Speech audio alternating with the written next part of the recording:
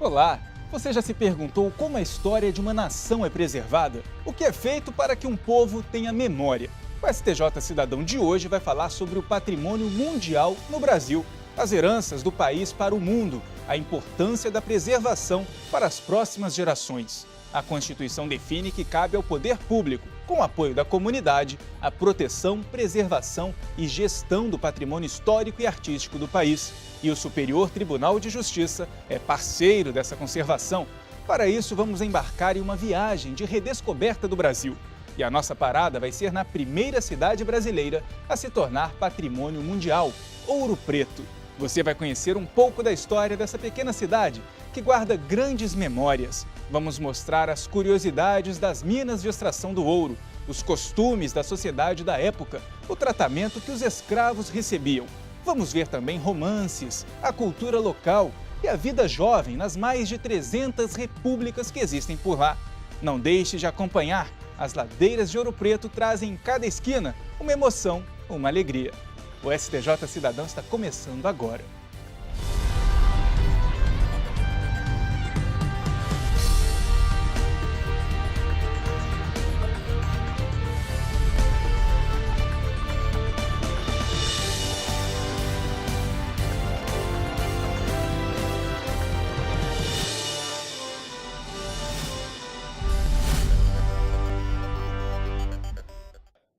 Ouro Preto? De onde vem esse nome? A história, as curiosidades das minas de ouro, o comportamento de uma época, o tratamento dado aos escravos. Tudo isso você confere agora na reportagem de Isadora Candelô.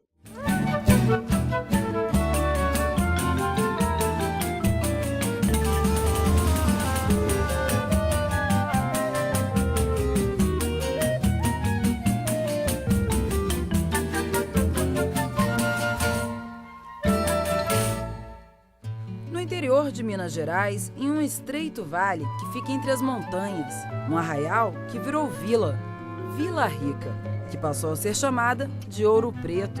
Características únicas e originais que já são preservadas há mais de 300 anos.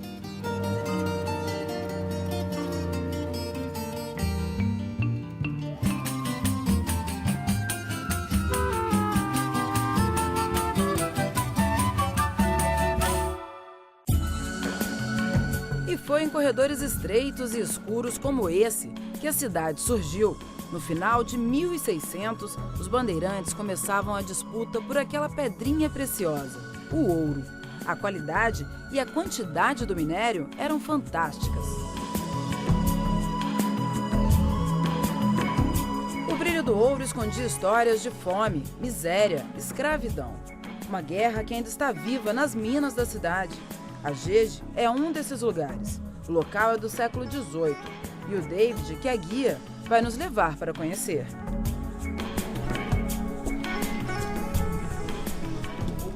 Aqui era extraído ouro? Exatamente, já do início.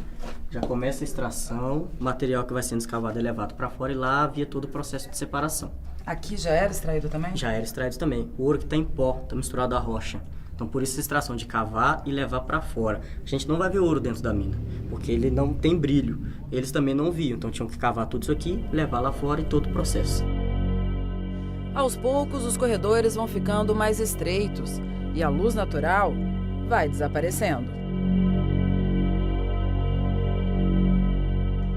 Bom, agora a gente chegou no salão. Pra ser sincera, a sensação aqui dentro é horrorosa. Eu tô totalmente sem ar. Eu não sei como é que as pessoas conseguiam trabalhar aqui. Aqui ainda tem ouro? Ainda tem muito ouro. Hoje é proibido extrair para não acabar com o Ouro Preto, na verdade, que está por cima das minas. Se for extrair com máquinas, destrói a cidade inteira. E tem umas entradinhas que a gente passou que são uns buracos bem pequenininhos, assim. Eu acho que eu não consigo passar. Como é que eram essas entradas? As pessoas conseguiam entrar lá? Como é que era? Por exemplo, aqui, ó, é uma dessas entradas. Quando ficava muito baixo, um adulto ia cavando, porém o transporte de material para fora da mina era feito por crianças. Por crianças? Começa a trabalhar na mina aos 6, 7 anos. 6, 7 Começa anos? com transporte, cresce conhecendo ferramentas, vendo os outros escravos. 12, 13 anos estava experiente. Já um escravo totalmente pronto para trabalhar dentro de qualquer mina. E a idade média de um escravo de mina era 21 anos apenas, não passava disso. Morriam devido a esse trabalho de 5 da manhã às 7 da noite, todos os dias, com pouca alimentação. Normalmente o escravo de mina comia angu, conhecido em outras regiões como polenta, que é água, fubá com um pouco de sal, gordura de porco, fonte de proteína e energia, e tomavam muita cachaça. Essa era a alimentação básica de um escravo de mina, que trabalhava 14 horas todos os dias. Então começa com 6, os que chegavam 21 eram escravos que viviam até muito. Normalmente muitos morriam bem antes disso. Um grande problema, você falou, tá sem ar. Eles ficavam assim também, mas não por claustrofobia, sim porque a iluminação da época eram tochas. Combustível óleo de baleia. Nossa, que ainda. vai gerando gás carbônico, vai consumindo o oxigênio aqui dentro. Só que eles tinham defesa. Em vários pontos da mina, pássaros, canários. Morre o pássaro, é porque o oxigênio está acabando. Aí todos saíam da mina. Se continuassem trabalhando, morreriam também aqui dentro. Na saída, mais memórias de uma época desumana.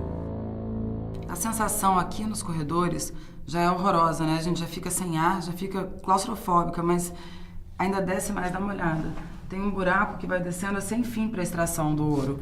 Como é que eles faziam para as crianças não crescerem? Então, como as minas eram baixinhas, o escravo tinha que ser baixo. Então, quando as crianças chegavam ali 10, 11 anos, se estivessem crescendo muito, elas eram castradas. Normalmente tinham os testículos esmagados. Assim não gera testosterona. Então vai interromper o crescimento. Vai ficar com o escravo baixinho, tamanho adequado para trabalhar dentro de uma mina. Alguns negros altos que vinham a Ouro Preto para transportar as mulheres também eram castrados, para que não gerassem filhos altos com as escravas da senzala e para que não tivessem relações com as sinhazinhas que iriam transportar pela cidade. Caramba! Uma loucura, né? São coisas que a gente não consegue nem imaginar. Vamos continuar, né? Vamos lá.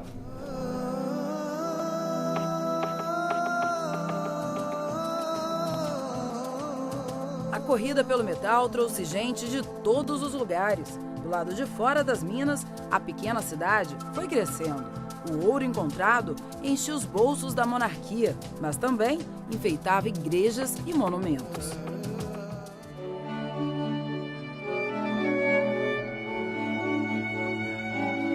Um exemplo é a matriz Nossa Senhora do Pilar, uma das igrejas mais requintadas do Barroco. Na decoração, mais de 400 quilos de ouro e prata. Imagens que enchem os olhos.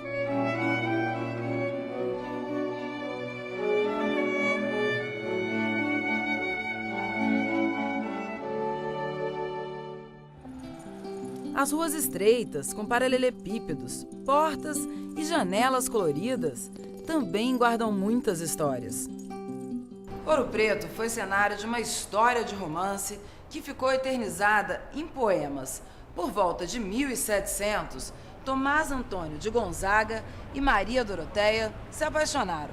Começaram a viver um romance que depois ficou proibido, porque ele foi acusado de participar da Inconfidência. Gonzaga morava nessa casa e todos os dias acenava para a amada daqui. Ela morava logo ali em frente. O amor vivido pelo casal está nos poemas espalhados pelas paredes da antiga casa, nos quadros que retratam os amantes, nas ruas românticas da pequena cidade.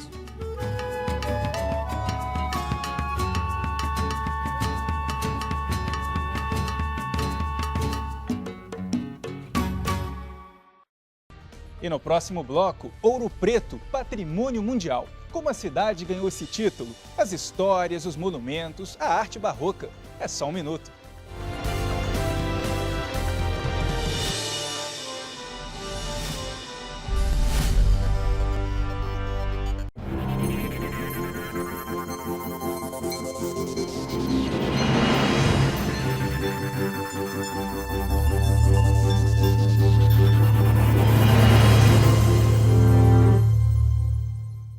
A diretora-geral da Infam, Escola Nacional de Formação e Aperfeiçoamento de Magistrados, ministra Eliana Calmon, ressaltou o trabalho desenvolvido pela instituição no apoio ao Conselho Nacional de Justiça para o cumprimento da Meta 18. O objetivo é julgar todas as ações de improbidade administrativa que chegaram ao Judiciário antes de dezembro de 2011. São cerca de 15 mil processos. Para a ministra, é um desafio ambicioso e o ensino à distância é fundamental para que a magistratura alcance o melhor resultado possível. A primeira parte é feito à distância. Nós instituímos módulos e os magistrados acessam a internet e tem o seu coordenador que oferece o material necessário para esse estudo à distância. Primeiro, é um curso teórico, né? Um curso teórico. Nós chamamos este instrutor de tutor. Então, cada módulo tem um tutor e este tutor faz aplicações de exercícios, no final faz avaliação e etc. Assim que terminarem a primeira fase do curso pela internet, os juízes começam a parte prática. Vamos novamente pegar todos estes alunos que participaram deste curso, fazer mesas redondas e estudar o processo, para aplicar nos processos aquilo que foi aprendido com a técnica de teoria. Superior Tribunal de Justiça, o Tribunal da Cidadania.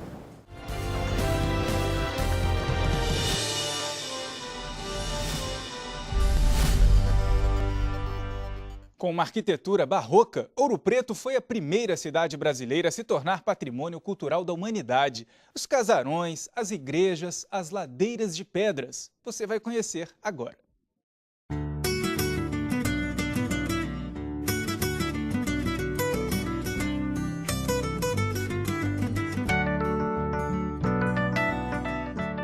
A conservação veio com um título. Em 1980, se tornou Patrimônio Mundial da Humanidade, o primeiro bem cultural brasileiro a ganhar a definição.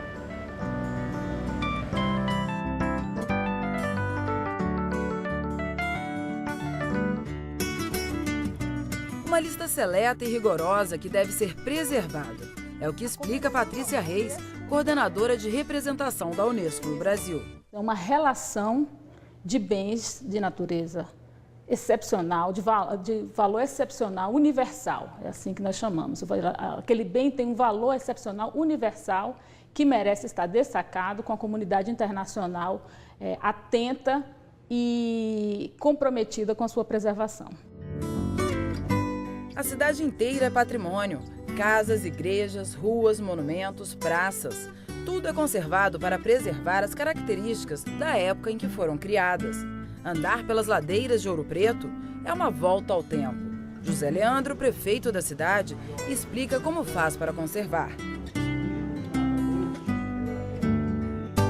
É fundamentalmente pelo IFAM e pelo morador da cidade. O casario particular, felizmente, é muito bem preservado pela sua própria comunidade, pelo seu próprio dono. E os monumentos institucionais são cuidados pelas respectivas entidades governamentais, não é? Casa dos Contos, museu, Escola de Minas, pontes, não é? Importantes, muros importantes da cidade, não é? Então, esta conservação tem sido feita com estes dois segmentos.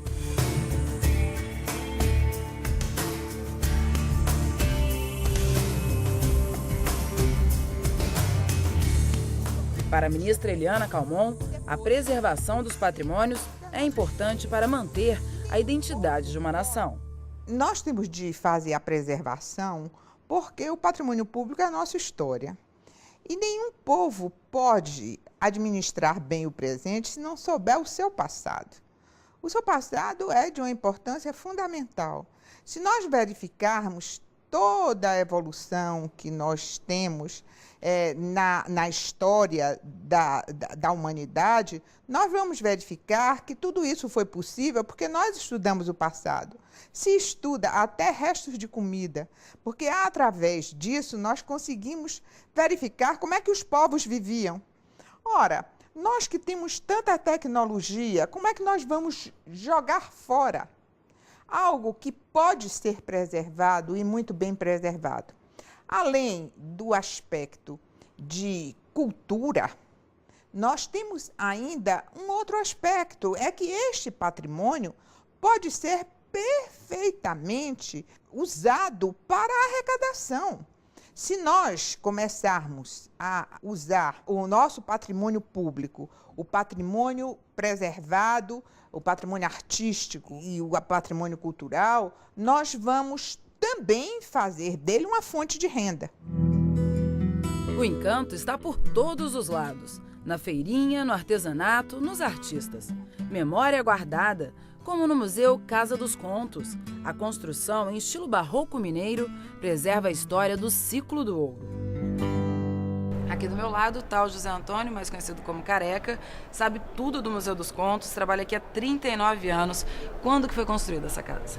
Esta casa, originalmente, foi construída em 1782 a 1784 para residência e loja dos contratos do arrematante da arrecadação tributária das entradas e dos dízimos, João Rodrigues de Macedo, uma das maiores fortunas da colônia no século XVIII.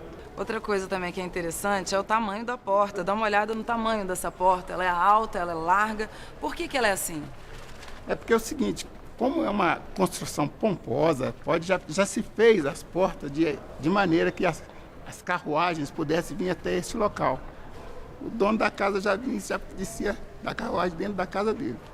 É uma viagem histórica mesmo, né? Você consegue imaginar? Eu fico tentando imaginar as carruagens entrando aqui, os cavalos bebendo água ali. Fantástico. Vamos continuar? O que a gente vai ver agora? Agora nós estamos descendo, vamos ver a senzala. Legal, vamos lá. Nós estamos chegando aqui na área dos escravos, a senzala. Aqui ficavam os escravos domésticos, não é isso mesmo, Careca? Exatamente. Como é que era? Como é que funcionava aqui? Olha, os escravos trabalhavam de dia na casa e à noite vinham para cá para dormir. Como vocês podem observar, a área aqui, ela é toda aberta, toda ampla, não tem uma divisória, não tem um banheiro, não tinha espaço, não tinha cama, né? Como é que era? Como é que eles dormiam? Como é que eles iam ao banheiro? Isso, provavelmente dormiriam em cima de esteiras feitas com bananeira ou outras coisas mais. E banheiro, digamos que tivesse um chamado pinico, que se jogaria para um córrego que passa aqui do lado de fora. Tratamento totalmente desumano, né? Agora tem uma curiosidade, tem uma exposição aqui sobre objetos da época, objetos originais, né? Isso, originais. O que são esses objetos aqui? Isso é uma coleção particular, né? São objetos da época dos escravos, objetos de tortura, como pode ver cada peça, algumas para colocar o pé e o braço, outras para colocar só no pescoço, como aquela chamada de gargalheira. Essa peça aqui, grande aqui, que se coloca no pescoço e tem aquele gancho, é para o escravo fujão travar no cipó e não fugir tão longe, se conseguir pegar. E nas demais vitrines vamos encontrar ferramentas de usar mineração, ferro para passar roupa, queijeiros e várias outras coisas da época. A crueldade era sem fim, né? Realmente é. Sem fim. A gente entra aqui, eu já estava olhando um pouquinho antes, a sensação que me dá é uma sensação de, acho que embrulho no estômago, né? É uma época difícil, realmente a gente parar e pensar como foi, é de cortar o coração. Um local que guarda emoções e histórias que afetam até os mais novos. Os estudantes vieram de longe, são do Rio de Janeiro e com apenas 13 anos já têm opiniões de pequenos adultos. Às vezes eu me vejo no lugar deles e vi que eles sofriam muito, muito mesmo. E eu fico com pena dos negros que vinham para cá só para sofrer. Eu tô sentindo na pele dos escravos, na pele de tudo, como se eu voltasse para a história, como se eu voltasse para o passado. A cultura de antigamente, como era antigamente, a vida das pessoas antigamente, entendeu? Muita coisa que eu aprendi aqui. A cidade também preserva o mais antigo teatro municipal em funcionamento, a Casa da Ópera. Por aqui já passaram os mais diversos artistas. Fotos antigas mostram a história do local.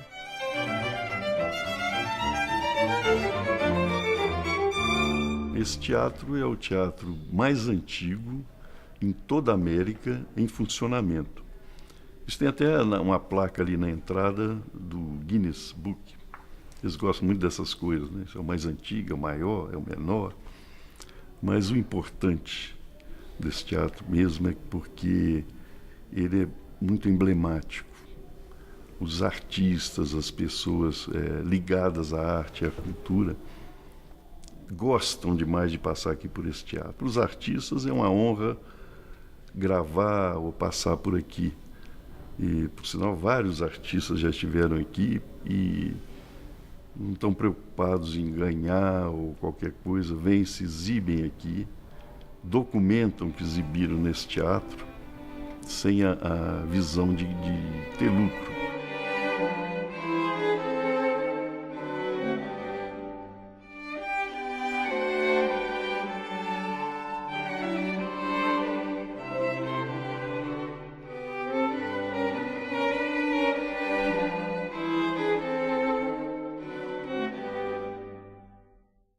E a seguir, Ouro Preto e a Inconfidência Mineira, as obras de Aleijadinho, a vida noturna da cidade e a rotina dos estudantes nas repúblicas. Não saia daí, volto já.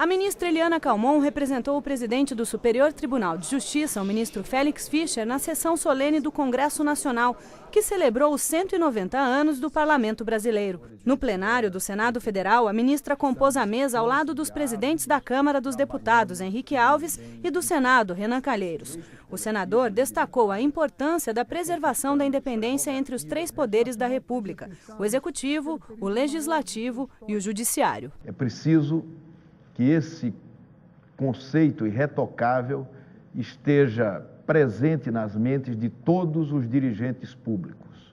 O Senado Federal, com todos os recursos existentes na democracia, irá zelar por suas funções constitucionais e sempre resistirá à tentação de se imiscuir em competências alheias.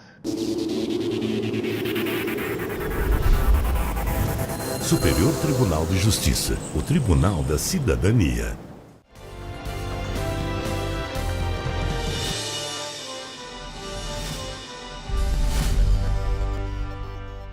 Ouro Preto e a Inconfidência Mineira, as obras de Aleijadinho, a vida noturna da cidade e a rotina dos estudantes nas repúblicas, onde o passado encontra o futuro.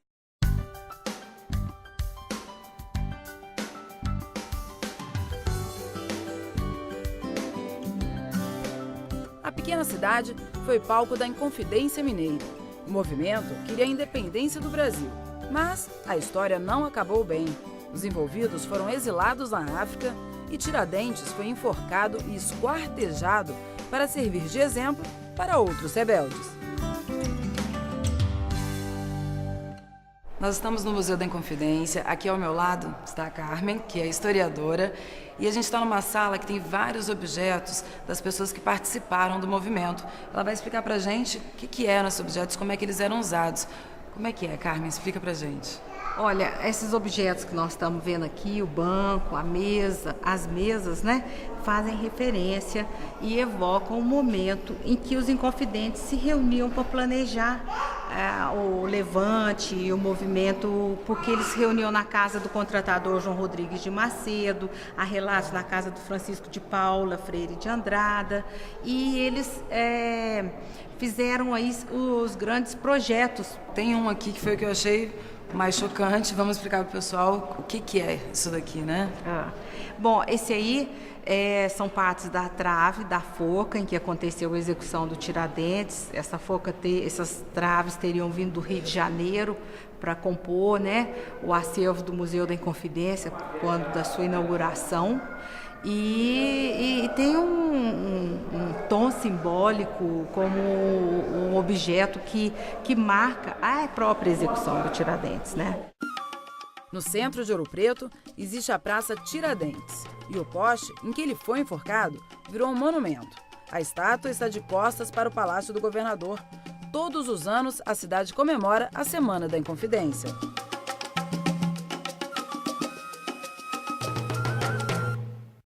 durante a celebração, é entregue a Grande Medalha da Inconfidência, a mais alta condecoração concedida pelo governo de Minas Gerais. O presidente do Superior Tribunal de Justiça, Félix Fischer, já foi agraciado com a medalha. Os magistrados Hamilton Carvalho, João Otávio de Noronha, Arnaldo Esteves Lima e César Asfor Rocha também já foram homenageados. Esse ano, o presidente do Supremo Tribunal Federal, Joaquim Barbosa, recebeu a comenda no grau Grande Colar. A cidade também abriga as obras de um dos artistas mais expressivos do barroco mineiro, Antônio Francisco Lisboa, o Aleijadinho. O trabalho do artista influenciou toda uma geração. A sensibilidade para captar formas, olhos amendoados e nariz afilado marcaram as obras dele.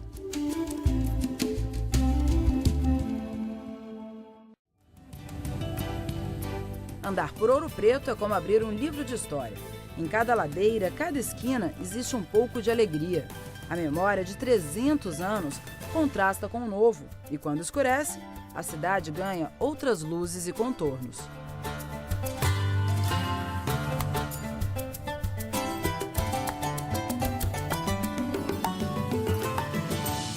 Quando escurece em Ouro Preto, tem duas coisas que você não pode deixar de fazer.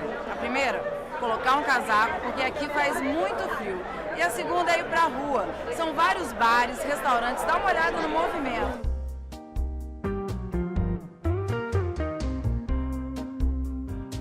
Quanto mais tarde fica, mais gente chega. A noite aqui parece não ter hora para acabar. Mas nem tudo é diversão. Sandro tá trabalhando, né, Sandro? Como é que é trabalhar no meio dessa festa? É bem legal, né? A Ouro Preto é uma cidade turística, né? Vem gente de várias partes do Brasil e do mundo, né? E aqui nós estamos numa das principais ruas da cidade, né? Ao pódio, né? Todo mundo vem para cá se divertir um pouco. Na cidade existem centenas de repúblicas. Estamos na República Caverna, onde moram 11 garotos, 11 homens, porque todos eles estão crescidos, que fazem a universidade aqui em Ouro Preto. A cidade tem muito dessas coisas. Os jovens se reúnem para estudar, baratear, não sei, a gente vai descobrir tudo agora. O Luciano não mora mais aqui, mas foi quem fundou. Não é isso, Luciano? Dá licença aqui, vou entrar no meio de vocês dois, tá? Como é que começou essa história? Então, a República começou em 96. Nós éramos 4 que morávamos numa pensão e na porta da casa eu conheci os outros 3 que vieram morar com a gente. Então a gente fundou em setembro de 96 a República. Parece ter uma hierarquia, não sei, o Ramon vai me explicar agora. Como é que funciona, como é que é feito isso? Como é que vocês conseguem se organizar? Bom, a hierarquia da República, ela vem a partir do decano, né? Tem os ex-alunos, como igual o Luciano, mas depois vem a partir do decano. Então a gente tem o decano, o vice-decano, os moradores, semi-bicho e bicho. Quando o ex-aluno está aqui na República, a gente vira o quadrinho para mostrar a presença dele aqui na casa. Bom, tem bicho aqui também, né? Vou mostrar para vocês agora. Esse daqui, que eu já falei com ele, é bicho... Bicho Band-Aid. Bicho Band-Aid. Todos têm apelidos. Daqui a pouco a gente vai explicar os apelidos. Eu quero entender o que você faz aqui, já que você é o mais braçal. Sim, desde que eu cheguei na República, o Sem-Bicho instrui a gente as tarefas da casa, tudo. É o trabalho básico para a República se manter. Trocar lixo, arrumar tomada, qualquer coisa que quebre na casa, qualquer problema, algum reparo, ou qualquer coisa do tipo que precise, tipo assim, limpeza, organização, cabe a nós 3 aqui que somos os bichos da casa. Você fazia isso na sua casa? Não, eu aprendi tudo do Ouro Preto. Gente, vocês me mostram o resto da casa? Vamos lá?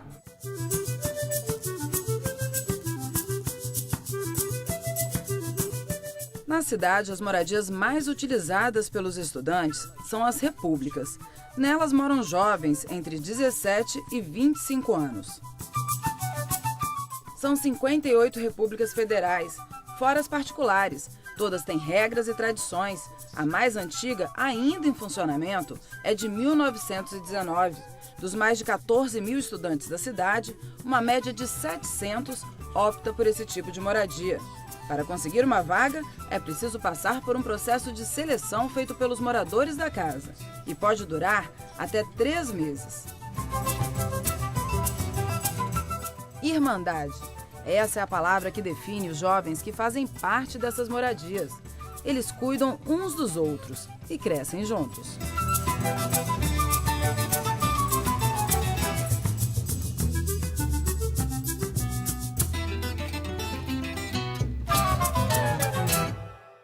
E a gente fica por aqui. Mande uma sugestão de reportagem, crítica ou elogio por e-mail stjcidadão@stj.jus.br. Para assistir ao programa pela internet, é só acessar o site do Tribunal. O endereço é este aqui, que aparece na tela. Você também pode visitar o canal oficial do STJ no YouTube. Até a semana que vem. Tchau, tchau.